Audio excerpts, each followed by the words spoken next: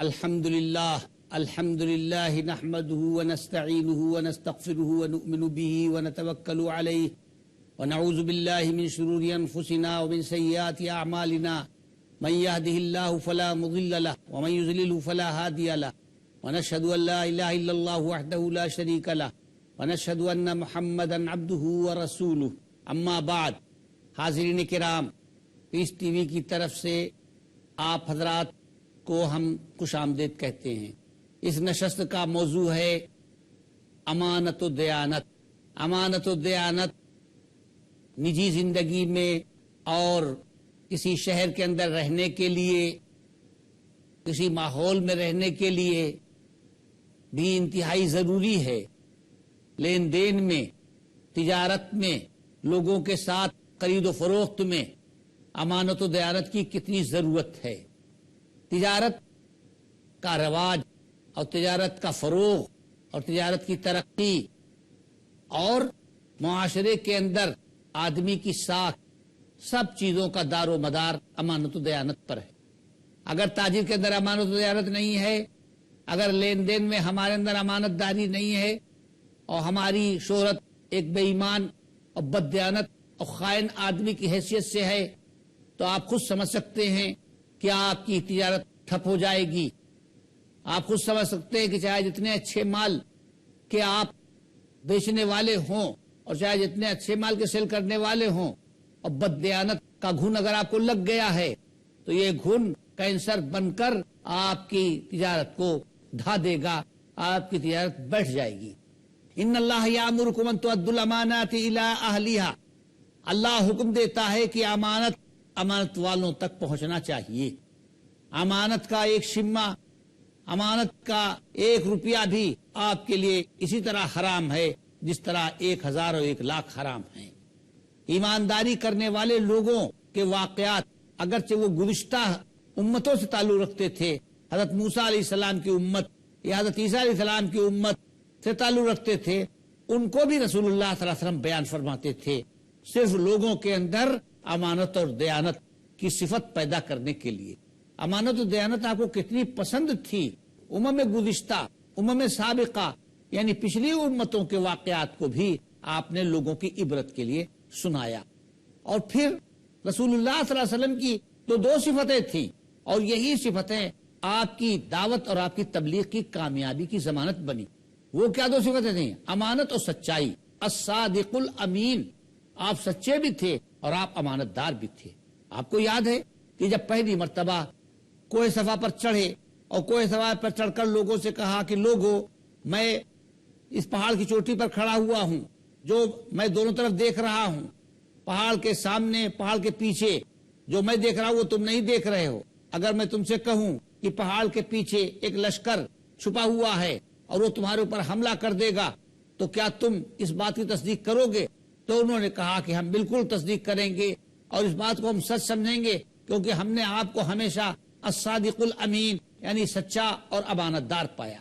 آپ کی امانت کا یہ حال تھا کہ لوگ آپ کی جان کے در پہ تھے، لوگ آپ کو خدا نخواستہ قتل کرنا چاہتے تھے، لیکن آپ نے وہی قاتلین آپ کے پاس امانت بھی رکھے ہوئے تھے. لیکن جب آپ اپنی جان بچا کر ہجرت کے لیے روانہ ہوئے تو آپ نے یہ نہیں کیا کہ امانت میں خیانت کرتے. حالانکہ ہم میں سے کوئی آدمی اگر ایسا ہوتا کہ جس کے پاس قاتل کی امانت ہوتی تو وہ اس امانت کو کبھی واپس نہ کرتا. لیکن رسول اللہ صلی اللہ علیہ وسلم کے اندر امانت کا وصف اتنا تھا کہ وہی جو جانی دشمن ہیں اور جو مکے میں رہنے نہیں دے رہے اور جو آپ کو اپنے وطن میں تنگ کر رہے ہیں اور نکلنے میں مجبور کر رہے ہیں، انہی کی امانتیں ان کے ہاتھوں تک پہنچانے کا آپ نے انتظام کیا کہ حضرت علی کرم اللہ وجہہ کو خطرے میں ڈالا اور فرمایا کہ تم میرے بستر پر لیٹو اور پھر تم سب امانت والوں کی امانتیں دے کر پھر تم مجھ سے آ کر ملو. تو یہ تھی آپ کی امانت اور سچائی کی صفت. صداقت اور امانت یہ 2 ایسی صفتیں تھیں کہ جن کے اوپر آپ نے اپنی تبلیغ اور اپنی دعوت کی بنیاد رکھی اور اس بنیاد کے اوپر پوری عمارت کھڑی ہوئی. آپ غور کر سکتے ہیں کہ ہمارے نبی کی جو بنیادی صفت تھی سچائی اور امانت، امت نے کس طرح سے ان دونوں صفتوں سے اپنے آپ کو محروم کر لیا. نتیجہ یہ ہوا کہ دنیاوی ترقی اور تجارت رک گئی، ان کی تجارت کی ترقی رک گئی، تجارت میں فیل ہو گئے. کسی زمانے میں ان کی ایمانداری اور ان کی دیانت کی قسم کھائی جاتی تھی اور اس کا حوالہ دیا جاتا تھا. تو رسول اللہ صلی اللہ علیہ وسلم کو امانت اتنی پسند تھی کہ گزشتہ قوموں کے واقعات آپ سنا کر لوگوں کو امانت کا درس دیتے تھے. فرماتے تھے لوگوں دیکھو امانت اس کو کہتے ہیں کہ ایک مرتبہ ایک شخص نے حضرت عیسیٰ علیہ السلام کے ماننے والوں میں سے یا حضرت موسیٰ علیہ السلام کے لوگوں میں سے ایک شخص نے زمین بیچی اور دوسرے آدمی نے وہ زمین خریدی. خریدنے والے نے پیسے دے دیے اور بیچنے والے نے زمین یا باغ پر قبضہ دے دیا. اب جس نے زمین یا باغ خریدا تھا وہ ہل اور ماچی اور بیل اور پھاوڑا لے کر باغ میں یا کھیت میں پہنچا. اس کا مقصد تھا کہ زمین کو جوتے اور زمین کو جوتنے کے بعد اس کو بوئے یا اس میں پودے لگائے. بہرحال وہ اس زمین کو جوت رہا تھا جس نے زمین خرید لی یا باغ خرید لیا، ہل چلا رہا تھا. کچھ زمین جوتی تھی، چوتھائی یا 8واں حصہ زمین جوتتے ہوئے اس کے ایک جگہ پر اس کا ہل رک گیا، بیل رک گئے، آگے نہیں بڑھ رہے تھے. بیلوں کو ہانکنے کی کوشش کی مگر بیل ایک قدم بھی آگے نہیں بڑھ رہے تھے کیونکہ ہل زمین کے اندر دھسا ہوا تھا، آگے بڑھنے کا نام نہیں لے رہا تھا. تو جب کہیں زمین جوتتے ہوئے ہل رک جاتا ہے تو کاشتکار یہ سمجھتا ہے کہ معلوم ہوتا ہے زمین کے اندر کوئی پتھر آ گیا ہے، کوئی چٹان آ گئی ہے جس نے ہل کو روک لیا ہے، یا کوئی درخت کی جڑ رہ گئی ہے جو اوپر سے تو نظر نہیں آ رہی ہے لیکن اندر جڑ چھپی ہوئی ہے. کسی نے درخت کو کاٹا ہوگا، اوپر کی لکڑی لے گیا ہوگا اور نیچے اس کے جڑ رہنے دی ہوگی تو وہ جڑ پھنس گئی ہے. لہذا اس نے روکا بیلوں کو اور اس نے پھاوڑا لے کر اس جگہ کو کھودا. جب کھودا تو نہ پتھر کی چٹان تھی اور نہ درخت کی جڑ تھی. وہاں ایک گھڑا نکلا تانبے کا، تانبے کی دھات کا بنا ہوا گھڑا، اور اس گھڑے کے اوپر ڈھکن رکھا ہوا اور ڈھکن لاٹھی سے بند تھا. اٹھایا، نکال دیا اس نے گھڑے کو. اب ہل کھول دیا، اس نے ماچی کھول دی، بیلوں کو باندھ دیا ببول کے درخت میں یا کسی درخت کے اندر. اب اس گھڑے کو کھولا تو اس کے تعجب کی انتہا نہیں رہی. دیکھتا کیا ہے کہ اس گھڑے کے اندر سونے کے سکے بھرے ہوئے ہیں، سونے کی اشرفیوں سے پورا گھڑا بھرا ہوا ہے. غور فرمائیے، اپنی گریبان میں منہ ڈالیے کہ آج کتنی بے ایمانی اور بدنیتی اور کتنا فساد پھیل گیا ہے کہ اگر چاندی کے سکے مل جائیں، تانبے کے سکے مل جائیں، پیتل کے سکے مل جائیں تو بھی ایمان ڈول جاتا ہے. لیکن وہ اتنا ایماندار تھا کہ سونے کا گھڑا ملا اس کو لیکن اس کا ایمان ڈاماڈول نہیں ہوا. وہ بھول گیا بیلوں کو، بھول گیا ہل اور ماچی کو، اور اس نے اپنے اس گھڑے کو سر پہ رکھا اور سیدھا وہاں پہنچ گیا جس سے زمین خریدی تھی. زمین کے مالک کے پاس، زمین کے بیچنے والے کے دروازے پہنچ گیا اور کہا بھائی میں نے تجھ سے یہ زمین خریدی تھی، یہ مٹی خریدی تھی، اس کے پیڑ پودے خریدے تھے، یہ سونے کا گھڑا نہیں خریدا تھا. لے اپنی امانت، لے اپنا سونے کا گھڑا. مگر وہ بھی اللہ والا تھا، وہ بھی پکا تھا. نبی کو جو دل سے مانتے ہیں ان کا یہی حال ہوتا ہے. یہ میخانہ ہے بزم جم نہیں ہے، یہاں کوئی کسی سے کم نہیں ہے.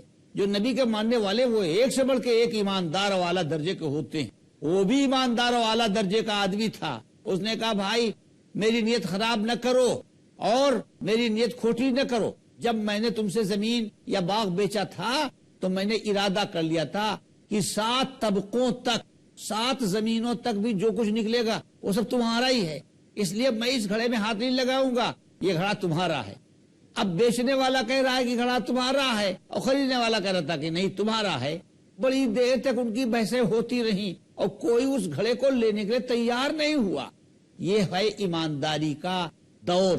جب لوگوں میں ایمانداری ہوتی ہے تو دنیا سے اتنی بے رغبتی ہوتی ہے. جب لوگوں میں ایمانداری ہوتی ہے تو سچائی کا یہ عالم ہے کہ سونے کا گھڑا ہے اور کوئی لینے کے لیے تیار نہیں. تو خدائی پنچ اکٹھے ہو گئے، محلے کے لوگ اکٹھے ہو گئے اور یہ منظر دیکھنے لگے. ان میں ایک اللہ والا سمجھدار آدمی تھا. انہوں نے کہا اگر ایسے بحث کرتے رہو گے تو شام ہو جائے گی اور گھڑے کا فیصلہ نہیں ہو پائے گا. اچھا یہ بتاؤ تمہارے اولاد ہے؟ تو معلوم ہوا کہ ایک کے لڑکا ہے ایک کی لڑکی ہے. کہا بس ان کا نکاح کر دو اور یہ دولت ان کے اوپر خرچ کر دو.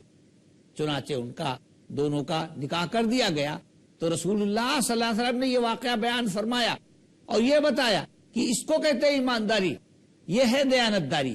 اگر یہ ایمانداری اور یہ دیانتداری ہمارے اندر آ جائے تو آپ غور کیجئے کہ چاہے جتنی دکانیں ہوں، چاہے جتنا پروپیگنڈا اور چاہے جتنی تشہیر کی جائے اور چاہے جتنا پرچار کیا جائے، مگر ایمانداری کی تشہیر اور ایمانداری کا پرچار اپنی جگہ پر ہوتا ہے۔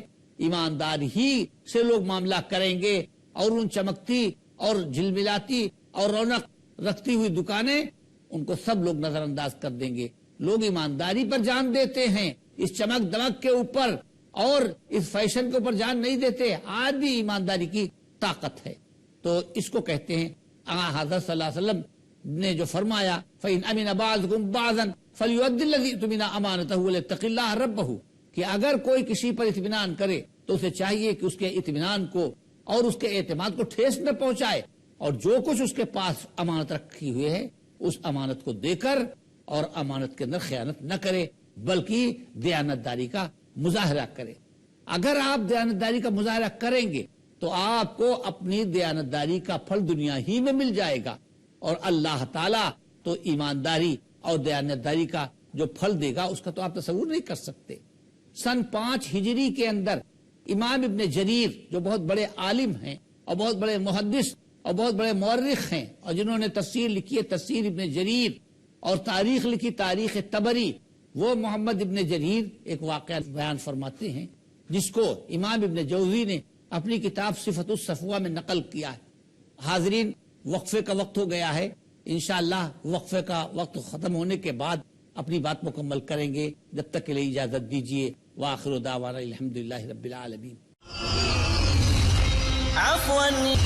عفوا اننا امانت اور دیانت کے سلسلے میں آپ کو ایک واقعہ سناتے ہیں جو امام ابن جریر طبری نے اپنی کتاب میں لکھا ہے، اور اس واقعے کو امام ابن جوزی نے بھی نقل کیا ہے صفت الصفوہ میں۔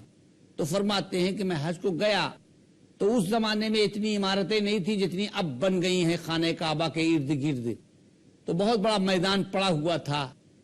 تو ابن جریر فرماتے ہیں کہ وہاں جو میدان پڑا ہوا تھا مسجد حرام کے ارد گرد، وہاں جب لوگ طواف سے اور سعی سے اور عبادتوں سے تھک جاتے تھے تو وہاں تھوڑی دیر آ کر آرام کرتے تھے، اور کوئی ستو کھا رہا ہے، کوئی کھجور کھا رہا ہے، کوئی باتیں کر رہا ہے۔ تو وہاں ہزاروں آدمی جمع تھے۔ انہی ہزاروں کے مجمع میں ایک خراسانی حاجی کھڑا ہوا اور اس نے کہا یا معاشر الحاج یا وفد اللہ المیمون، اے حاجیوں اور اے اللہ کے مہمانوں، میری تھیلی گم ہو گئی ہے اور اس تھیلی کے اندر 1000 اشرفیاں ہیں۔ اگر اللہ کے کسی بندے کو ملی ہوں اور وہ تھیلی واپس کر دے تو اللہ اس کو جزائے خیر عطا فرمائے۔ اس نے یہ اعلان کیا۔ اس کے اعلان کرنے کے بعد ایک بوڑھا آدمی جس کی 80 سال کی عمر تھی وہ کھڑا ہوا اور اس نے کہا کہ آپ نے جو اعلان کیا ہے اس سے اندازہ ہوتا ہے کہ آپ کی تھیلی مکے کی گلی کے اندر گری ہے اور مکے میں قحط پڑا ہوا ہے، لہٰذا آپ اس پر کچھ انعام رکھ دیجئے، جو پانے والا ہے اس کی بھی مدد ہو جائے گی اور آپ کی تھیلی بھی آپ کو واپس مل جائے گی۔ کہا کیا انعام رکھیں؟ کہا 900 اشرفیاں آپ لے لیجئے اور 100 اشرفیاں اس پانے والے کو دے دیجئے۔ تو اس نے کہا کہ ہم نہیں دے پائیں گے، ان کو دینا ہو تو دیں اور نہیں دیتے ہیں تو اللہ تعالیٰ کے یہاں لے لیں گے۔ اب دونوں بیٹھ گئے۔ امام ابن جریر کہتے ہیں کہ میں نے اپنی نظریں اس بڈھے کے اوپر لگا دی کہ ہو نہ ہو اسی بڈھے نے وہ تھیلی پائی ہے۔ بہرحال میں انتظار کرتا رہا یہاں تک کہ وہ بڈھا اٹھ کر اپنے گھر کے لیے روانہ ہوا، ابو غیاس۔ تو اس کی نظریں بچا کر ہم بھی اس کے پیچھے پیچھے چل دیے تو دیکھا ایک خستہ سا مکان ہے، اس کے اندر وہ داخل ہوا تو ہم نے اس کے دروازے میں کان لگا دیے کہ یہ اندر جا کر کیا باتیں کرتا ہے۔ تو اس نے اپنی بیوی کو پکارا یا لبانہ، اے لبانہ، تو اس نے کہا لبیک ابا غیاس، ہاں حاضر ہوں ابو غیاس، کیا کہتے ہو؟ کہا کہ وہ جو تھیلی ہے وہ ایک خراسانی حاجی کی ہے اور میں نے اس سے کہا کچھ انعام رکھ دے تو اس نے انعام نہیں رکھا اور کہتا ہے کہ دینا ہو تو ایسے ہی دے دیں نہیں تو اللہ بھی آ کے لے لیں گے، تو تمہاری کیا رائے ہے؟ تو بیوی نے کہا تمہارے یہاں فاقہ ہے اور تمہارے اوپر 9 نفر کا خرچہ ہے، ایک تمہارا خرچہ، ایک ہمارا خرچہ اور ایک 7 تمہاری بیٹیاں ہیں جن کا نکاح نہیں ہوا ہے، تو 9 نفر کا خرچہ ہے۔ یہ بڑھاپے کی عمر اور اتنا بوجھ اور قحط پڑا ہوا ہے، تو اللہ تعالیٰ نے ایک چیز تم کو دی ہے، آرام سے خرچ کرو اور کھاؤ پیو اور اپنے گھر کو سدھارو، اور اگر تمہارے اندر تقوی کا جذبہ ہے تو نیت کر لو کہ جب خدا دے گا تو واپس کر دیں گے۔ تو اور کوئی ہوتا تو بیوی کے بہکانے میں آ جاتا، لیکن وہ غصہ ہو گئے اور انہوں نے کہا اے اللہ کے دشمن، تو ہم سے خیانت کروا رہی ہے، جس گھر کے اندر آگ نہیں لگی اس گھر میں آگ لگا رہی ہے، اس میں بددیانت کروائے۔ ہم بددیانتی نہیں کریں گے، ہم خیانت نہیں کریں گے، ہم اس کی تھیلی واپس کریں گے۔ بہرحال میاں بیوی کی بات سن کر میں نے سمجھا کہ جو میں نے سوچا تھا اور جو میرا قیافہ تھا وہ صحیح نکلا، واقعی ابو غیاث ہی نے تھیلی پائی ہے، اور میں الٹے پاؤں واپس آ گیا۔ اب دوسرا دن آیا، پھر اسی وقت وہ خراسانی حاجی کھڑا ہوا اور اس نے کہا یا معاشر الحاج یا وفد اللہ المیمون، اے حاجیوں اور اے اللہ کے مہمانوں، میری تھیلی گم ہو گئی ہے جس میں 1000 اشرفیاں ہیں، اگر اللہ کے کسی بندے کو ملی ہو اور وہ دے دے تو اللہ اس کو جزائے خیر عطا فرمائے۔ تو پھر وہی ابو غیاث کھڑے ہوئے اور اس نے کہا کل بھی آپ نے اعلان کیا تھا اور پھر آج اعلان کر رہے ہیں، اور آپ کی تفصیل سے معلوم ہوتا ہے کہ مکے کی کسی باشندے ہی نے آپ کی تھیلی پائی ہے اور یہاں قحط پڑا ہوا ہے، تو کچھ مدد کر دیجئے پانے والے کی۔ کہا کیا مدد کر دیں؟ کہا ہم نے کل تو کہا تھا 100 اشرفیاں دے دیجئے، آج ہم کہتے ہیں 10 اشرفیاں دے دی، 990 آپ لے لیجئے اور 10 اس غریب کو دے دیجئے۔ اس نے کہا لا نفعل ولکن نحلہ علی اللہ عز وجل، ہم نہیں دے پائیں گے، ان کو دینا ہو تو دے دیں اور نہیں تو اللہ میاں کہیں لے لیں گے۔ امام ابن جریر کہتے ہیں کہ اب تو ہم قصے کو سمجھ چکے تھے، اس لیے ہم اپنے کام میں لگ گئے۔ اب تیسرا دن آیا، پھر اس خراسانی نے اعلان کیا یا معاشر الحاج یا وفد اللہ المیمون، اے حاجیوں اور اے اللہ کے مہمانوں، میری تھیلی گم ہو گئی ہے جس میں 1000 اشرفیاں ہیں، اگر کسی کو ملی ہوں اور وہ دے دے تو اللہ اس کو جزائے خیر عطا فرمائے۔ تو پھر وہی بڑے میاں کھڑے ہوئے ابو غیاث اور کہا کہ آپ برابر اعلان کر رہے ہیں، آپ نے پرسوں بھی اعلان کیا تھا اور کل بھی اعلان کیا اور آج پھر اعلان کر رہے ہیں، اور ہم آپ سے برابر کہہ رہے کہ یہاں قحط پڑا ہوا ہے اور لوگ یہاں دانے دانے کو محتاج ہیں، اور یہ مکے کے لوگ حرم شریف کے خادم ہیں، حاجیوں کو پانی پلاتے ہیں، زمزم کا کنواں صاف کرتے ہیں اور بہت سی خدمت انجام دیتے ہیں، ان کی آپ مدد کیجئے، خانہ کعبہ کے ارد گرد جھاڑو دیتے صفائی کرتے ہیں، ان کی مدد کیجئے، اور مدد یہ ہے کہ کچھ انعام رکھ دیجئے، اس کا بھی بھلا ہو جائے اور آپ کا بھی بھلا ہو جائے۔ اس نے کہا کیا انعام رکھ دیں؟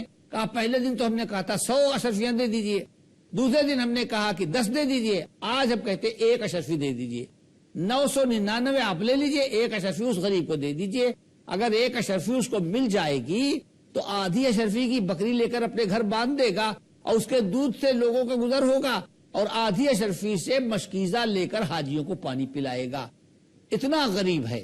انہوں نے کہا لا نفعل ولکن نحلہ علی اللہ عز وجل، ہم نہیں دے پائیں گے، 1 روپیہ بھی نہیں دے پائیں گے، ان کو دینا ہو تو دے دیں اور نہیں دیتے ہیں تو اللہ میاں کے ہاں دیں گے۔ تو جب اس نے آخری دن بھی انکار کر دیا تو پھر ابو غیاث دوڑے اس کی طرف، وہ بڈھا، اور اس نے جا کر گریبان پکڑ لیا اس خراسانی حاجی کا جو اعلان کر رہا تھا، اور کہا تو نے تو نہیں کا پیالہ پی رکھا ہے، دن نہیں رات نہیں، صبح نہیں شام نہیں، رہ گئی ایک نہیں، ہاں کا کہیں نام نہیں، تو نے تو نہیں کا پیالہ پی رکھا۔ ارے بھائی چل، تیری امانت کی وجہ سے میں سویا نہیں ہوں، 3 دن سے جب سے تیری امانت مجھ کو ملی ہے تب سے میں جاگ رہا ہوں کہ کہیں اس امانت کو کوئی اٹھا نہ لے جائے۔ غور فرمائیے، یہ ہے امانت داری کہ آج اگر اتنی بڑی امانت مل جائے تو ہم گھوڑے بیچ کے جیسے آدمی سوتا ہے اس طرح سوئیں، اور ان کے اندر اتنا احساس تھا کہ کہیں امانت چوری نہ ہو جائے، اس لیے رات بھر جاگ کر اس کو بچاتے تھے۔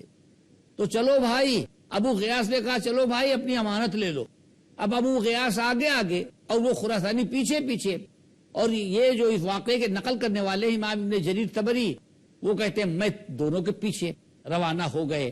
جب اس کے مکان پر پہنچے تو اس نے پردہ کرا دیا اور بلا لیا ہم لوگوں کو اندر، اور کہا بھائی 2 دن تک تو میں نے تیری اشرفیوں کو اور تیری تھیلی کو بچایا، مگر تیسرے دن مجھے خطرہ ہوا کہ کہیں میں بچانے میں ناکام نہ رہوں، کیونکہ میرا دروازہ بھی کمزور ہے، دیوار بھی کمزور ہے، تو میں نے دروازے کے پاس زمین کھود کر اس میں دفن کر دیا ہے تاکہ وہ محفوظ ہے، کوئی چرا نہ سکے۔ تو بھائی اس جگہ پر دفن ہے، ان کو کھود کر نکال لو۔ چنانچہ جب اس نے زمین کھود دی اور اپنی تھیلی کا کپڑا دیکھا تو خوش ہو گیا خراسانی کہ یہ میری تھیلی ہے اور میری اشرفی۔ اب تھیلی سے اشرفیاں نکالی اور ایک ایک اشرفی کو دیکھا کہ سب کھری ہیں، اس میں کوئی کھوٹی تو نہیں ملائی گئی ہے، دیکھ لیا کہ سب کھری ہیں، اور 1000 اشرفیہ گن لی اس نے. گننے کے بعد اس نے اس تھیلی کو اپنے کندھے پہ رکھا اور روانہ ہو گیا. اور ابو غیاث کا یہ حال تھا، بیچارے دیکھتے رہے اور خاموش رہے، یہ بھی نہیں کہا بھئی کچھ دیتے جاؤ. بہرحال قصہ ختم ہو گیا. اب وہ خراسانی تھیلی لے کر ان کے گھر سے واپس ہوا. تھوڑی دیر کے بعد ایک دوسرا واقعہ پیش آ گیا. وہ کیا واقعہ پیش آیا کہ وہی خراسانی تھیلی لے کر پھر دروازے پر آ گیا اور آ کر دروازے پہ دستک دی. اب وہ بڑے میاں ابو غیاث نکلے، کہنے لگے بھائی اب کیا لینے آیا؟ میری جان لینے آیا ہے. سانس دیکھی دم بسمل میں جو آتے جاتے ایک چرکا دیا جلاد نے جاتے جاتے، کیا تو میری جان لینے آیا ہے؟ تجھ کو میں نے تیری امانت حوالے کر دی، اب کیوں واپس آیا؟ کہا واپس آیا ہوں، آپ فکر نہ کیجئے، خطرہ نہ محسوس کیجئے، آپ اطمینان رکھیے، میں آیا ہوں واپس اپنے باپ کی وصیت پر عمل کرنے کے لیے. باپ کی وصیت پر؟ کہا کہ ہاں. کہا ابو غیاث آپ نے تو اپنا فرض پورا کر دیا، یعنی امانت کا حق ادا کر دیا، اب میں اپنے باپ کی وصیت پوری کرنے آیا ہوں. باپ کی وصیت کا کیا مطلب ہے؟ کہا کہ میرے ابا خراسان کے تاجر تھے، جب ان کا انتقال ہونے لگا تو انہوں نے مجھ کو بلایا اور کہا بیٹا یہ ایک عربی گھوڑا ہے، اس کو بیچ کر حج کر لینا، کیونکہ تم کو عربی گھوڑے کی سواری کا شوق نہیں ہے، لہذا تم اس کو بیچ دینا اور جو پیسے ملے اسے حج کر دینا. اور یہ 3000 اشرفیاں ہیں، 2000 اشرفیاں تو تمہاری ہیں، اور 1000 اشرفی جب حج کو جانا تو جو سب سے زیادہ نیک آدمی ملے اس کو میری طرف سے ہدیہ کر دینا. تو یہ 1000 اشرفی ہم آپ کی خدمت میں ہدیہ کرنے آئے ہیں، کیونکہ آپ سے زیادہ نیک آدمی خراسان سے یہاں تک ہم کو کوئی نہیں ملا کہ 80 سال کا بڑھاپا اور 9 نفر کا خرچہ اور اس کے باوجود پرہیزگاری اور امانت داری اور دیانت داری کا یہ عالم کہ اتنے بڑی رقم کے اوپر بھی آپ کی نیت ڈاواڈول نہیں ہوئی. تو سب سے زیادہ حقدار میرے باپ کی وصیت کے آپ ہیں، لہذا میں یہ آپ کو واپس کرنے آیا ہوں.